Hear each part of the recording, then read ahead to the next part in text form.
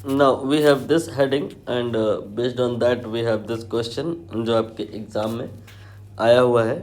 पहले थ्योरी पे ब्रीफ कर देता हूँ। बात यहाँ पे स्प्रिंग फोर्स की हो रही है। ये मैंने एक रिजिड सपोर्ट बनाया और इससे मैंने स्प्रिंग अटैच कर दी। स्प्रिंग का लेफ्ट एंड ये तो फिक्स है, बट राइट एंड ये फिक्स नहीं है। इसे आप कोई फोर्स लगा के खींच रहे हैं तो ये खिंच भी जाएगा। मान लेते हैं ये एक्स अमाउंट से स्ट्रेच हो गया है, यानी कि एक्स यू कैन से यहाँ पे एलोंगेशन है। तो ऐसा देखा जाता है एक्सपेरिमेंटली कि जो एफ है वो डायरेक्टली प्रोपोर्शनल टू एक्स होता है। और अगर प्रोपोर्शनलिटी हटाएं तो एक कांस्टेंट आता है, उसको हम यहाँ पर के से रिप्रेजेंट करते हैं और इसका जो नाम होता है वो के एक्स के, इसका जो नाम होता है वो स्प्रिंग कांस्टेंट या स्टिफनेस ऑफ द स्प्रिंग होता है। इतनी सी ही बस थ्योरी है।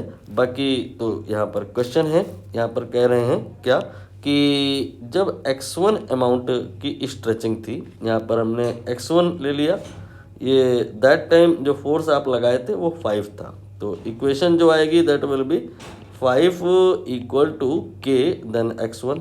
फिर इसके बाद आप फोर्स को 5 नहीं लगा रहे हो, फोर्स को 7 लगा रहे हो, तो जो स्ट्रेचिंग है वो x2 है, तो 7 इक्वल टू के x2 आ जाएगा। फिर कह रहे हैं कि बताओ कि फोर्स कितना होगा, फोर्स ये कितना होगा कब, जब एलोंगेशन की वैल्यू ये जो कम्प्लेक्स सा लिखा है इसके बराबर होगी। तो यहाँ पर f की वैल्यू पूछ रहे हैं और एलोंगेशन की वैल्यू 5x1 माइनस 2x2 इन्होंने बताई है।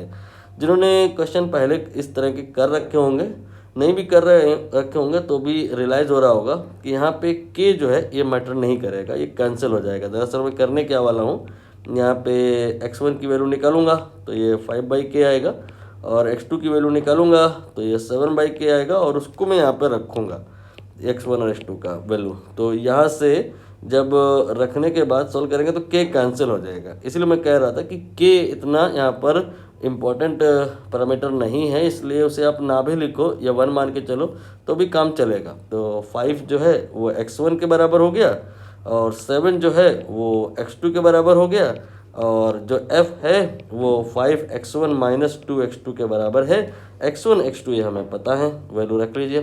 तो 5 into 5 minus 2 then you can say 7।